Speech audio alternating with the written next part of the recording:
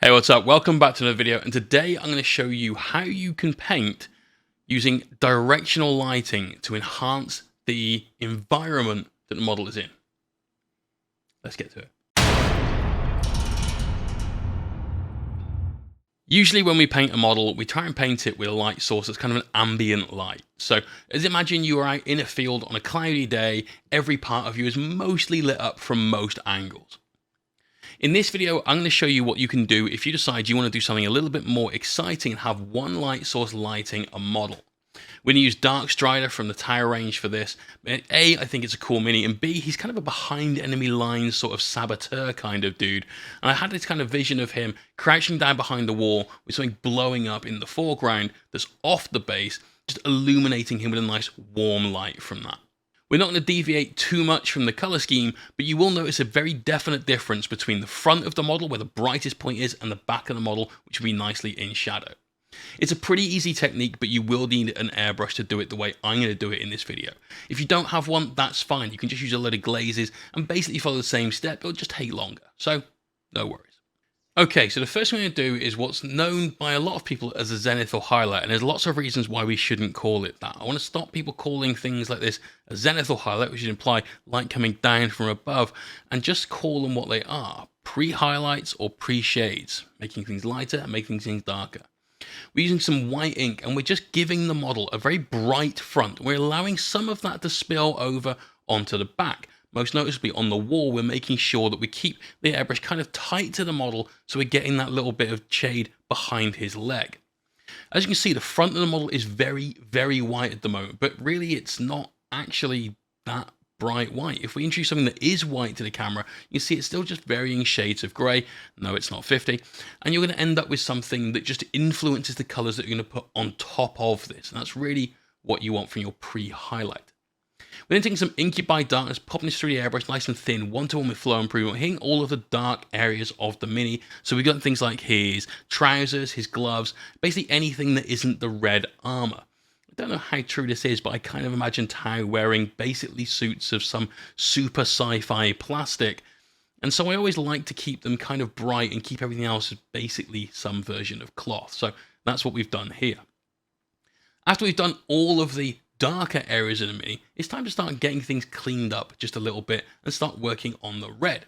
To do that, I'm going to apply a second pre-highlight, and this is why you must call them that and not pre-shades. I'm going to start off with some Flash Kits Yellow. Think about when you use this kind of technique and you're putting one color over another one, it should be fairly transparent to allow what you've put down on the model to show through. It basically essentially mixes one color with another though, so if you think about what would happen if you mix red with white, you'd kind of end up with pink. I want this guy to have a very nice vibrant red color, and also I get the impression that because something exploded, he's kind of lit by a nice warm yellowy orange light. So we put down a load of yellow on the model. This means that when we apply the red over the top of that in a second, we'll end up with something that's going to give us loads of really powerful, bright, vibrant reds leading towards orange slightly, and not pink. We're taking some Thamar Black and doing a very important step, and that is bringing the shadows back in. We just lit up everything with our pre-highlights. Then you got that wrong. Now we're going to add in our pre-shades. This means that anywhere we put the red over the model, or even in fact any of the other colors we might use, we're going to end up with a darker version of it in that recess. This is very important to the technique because otherwise you end up with something that's got just a lot of bright points on and you kind of wash out a lot of the darker areas. By coming back in and doing this sort of thing, you really can just give the shadows a very dramatic kind of punch to them, and it makes the model a lot more interesting. Without this, you really can lose a lot of the detail to that pre-shading, so this is a really important thing to do. We're then taking some Flame Red ink from Dala Rani, mixing this one-to-one with Flow Improver as well, and we're putting this on nice and slowly. Don't just blast away with your airbrush getting full coverage straight away. Add it on in nice thin coats as you go, building up that opacity until you can see every part of the model that you want to be red registers to you as red. But it shouldn't all be the same red. You should have lighter red where it's gone over the yellow, you should have darker red where it's gone over the black. And you see here, as we're applying it, we're getting a little overspray on some of the bluer areas of the mini. That doesn't really matter. All we've done on there so far is a base coat, and we did that first to make sure we had plenty of room to apply our reds without them being influenced at all by the blue. When that's done, you've got something that's really, really nice and bright from the front. And as you turn the Mini around, you start to see more of that darker look to the actual backside of the miniature, which should be in a little bit more shadow. That's kind of it. That's how you apply pre-shades, pre-highlights, and how you use them. Remember, you can do all of that with just a glaze with a brush. You don't need an airbrush, though it is a lot quicker. So to tidy up any airbrush overspray with a little bit of a glaze of Incubi Darkness, and just apply this nice and thinly. Don't go crazy with it. You want to keep that transparent look to what's going over the top of the previous coats to keep those shades coming through. I then realized when I was doing this little turn of the model that I'd missed out one of the shield drones on its back, the little stealth drones, whatever they are. So I painted that with a little bit of flame red ink. You can see this applies really nicely with a brush and dries exactly the same as it has done with the airbrush. So don't worry if you don't have an airbrush, it's something you can definitely do. Then there was just one last job remaining between this and the next step, which is some highlights, and that was to get some recessed shading done.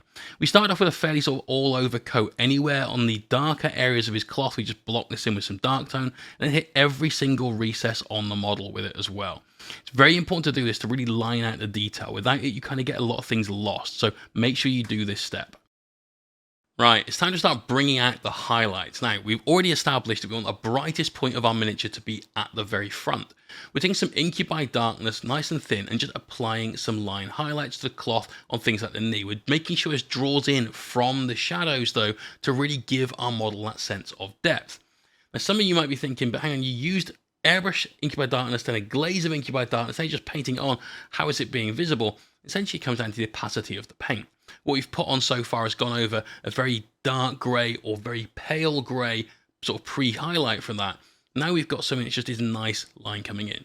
Mixing some Gravedigger denim, give that a little bit of a blue hint for a second time, and finally some Administratum grey, and keep these highlights nice and small. Now remember, the brightest part of the model is the very front of the model, closest to the explosion that we've got off scene.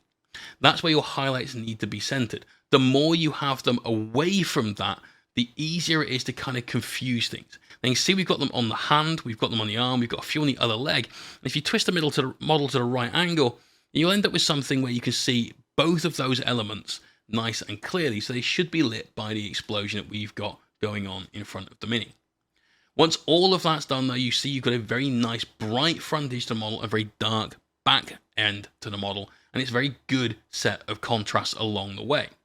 Now we're going to start getting all of the shadows done for our red. So for this, we're using some strong tone. You can see I just added a few bits of copper paint here and there to the tire guy to bring out some of the elements of his gun. It's kind of the only place I like to use metallics on towers weaponry, essentially. I don't know why. Don't know why, but in my head, plastic armor, metal guns. Who knows? The strong tone went in, and now we're applying some red to bring out some highlights. So we started off with a Kato red base with a tiny, tiny amount of Flash Gitz yellow. We need this to be slightly brighter than what we've got on the front, and remember, you do need to highlight the things around the back to showcase the detail is there. As you apply the highlights, start working towards the edges, and remember, anything that's closer to where our imaginary explosion is going to be brighter and going to be a little bit more yellow. So work on things like all of the edges around the helmet, the chest area, the drones that are right at the front. Here you can see me doing a line up the inside of his helmet. What we've got here is something that should have a nice sort of volumetric highlight to it, which basically just means you're bringing out the shape of something. We just put in a little bit of a line there, just past that little inside, almost mohawk-like thing that he's got now I stop to think about it. And that just gives it a nice little shine and enhances that shape. Add a little bit more yellow and keep building the highlights up, again, making sure the ones towards the very front are the brightest. So anything you can think of that's exposed to this, put a highlight on, and it's easy to see where these are. Just literally hold the Mini up, look directly at the Mini from where the explosion would be, and any bits that you can see, that's where the highlight goes. Keep doing this on all of the front areas with your edge highlights till you've got something that you're pretty happy with. Make sure things like the drone, which is slightly further forward than the stuff on the back of him, the antennas and all of that sort of stuff, it's a little bit brighter. Then for a last highlight, add a little bit more yellow in. You can see we're working here with a kind of desaturated orange, and we're just popping in small specular highlights. Specular highlights are basically just little dots that you put on somewhere. So rather than doing a line, just do that little tiny glint that you'd see at the final maximum point of a reflection. Here you can see we're just stippling a little bit on to the helmet. And now when you look at the Mini all around, you can see a massive difference between a very bright part of the front and the very dark part at the back. But importantly, all of the detail, even those little bits on his backpack there, have all been picked out. You can see every single part of it is just brighter at the front. Right, we've pretty much got all of this mini painted now, so let's start working on the gun. I gave it a nice solid coat of black paint to begin with, and I wanted to make this thing look quite glossy. This is the only kind of element of metallic that I kind of wanted to put on the model, so we decided to do it in a very specific way to bring out the detail properly. You can see with just a few Eshing Grey highlights, things have really changed quite a lot for the gun. So edge highlighting is something you guys definitely should be incorporating into your paint job to really bring out detail. We've added some Mechanicus Grey to our Eshing Grey. We've kept the highlights mostly towards the front of the gun. Remember, that's where the light source is going to be. That's where the brightest point should be. And we're keeping these really, really small. If you keep your paint nice and thin, it will really help with this. So don't be afraid to thin your paint down, maybe a little bit more than you would normally do so. You still should get one pass equals one coat done with the highlights. Then finally add in a little bit of Morrow White and add a few specular highlights, i.e. little dots again. For me, this really does bring out the effect of something that's very glossy and catches the light on all the harsh edges. Then, to make this look more like it's getting lit up by the explosion, we took some Flash Git Yellow and thinned it right down to a glaze. You can see on my thumbnail there just how thin this is. And now using a brush and some brush strokes towards where we want the most effect to have on the model, i.e. the front of it, we're bringing in that yellow over all of the highlights that we've done. So just bring a small amount of paint onto your brush and then brush towards the front of the gun. If we zoom in, you can see it in a little bit more detail. And here I added in just a tiny amount of red to bring the warmth to this highlight. Once that was dry, I went back over our final highlight that we used on the gun as well to just make that a little bit less aggressive. Perfect. One of the last things left to paint on the model is, of course, the lenses on his drones. And I wanted these to stand out quite a bit. We've got a very warm toned model. Obviously it's red, which is quite a warm color anyway. We've influenced that with a yellow to our explosion. And so something that's nice and pale blue will really stand out and look cool. Essentially, they're super simple to paint. Take some Signal Blue base, highlight that up with some Lothern Blue, add a little bit of Sickly Skin towards the end to get it really nice and bright and pale, and a tiny little white dot right in the upper corner. Super simple. I've done loads of tutorials where we've done things like gems and lenses and stuff like that. So if you want a bit more of an in-depth look, then go and check out some other videos here on YouTube. Now, if you wanted to see a video on how we painted the base for this guy, please leave a comment below. I wanted to keep this video reasonably short and not go too far with it. And I think that would need a video on its own just to really get all of the techniques that we used. They're reasonably straightforward, but they do take a little bit of time to show off. If, however, you're one of the people that watch over on Twitch, you will have seen me do all that when we painted this model live on stream. I'm on air 4 days a week, Tuesdays, Thursdays and Sunday nights from 9 PM UK time, and then Saturday mornings, usually from 11 AM. Sometimes we even do a long weekend stream where we paint for 2 days solidly, just for your viewing pleasure. You get to watch a grown man literally die on the inside by the time we get to the end of day 2. You can enjoy that if you like. We also have a Patreon, so if you're liking this video, and why don't you give the video a like, give it a cheeky thumbs up, subscribe if you haven't already. But if you do like this video, maybe go and check me out over on Patreon. We've got plenty of videos there, written guides and more. So if you want to see more techniques that I've used, then head over there. That's one of the best bets. Links to both of those things in the description below. I hope you've enjoyed this video. I enjoyed painting this model and I enjoyed making it too. So thank you very much from me. We'll see you next time. Peace out.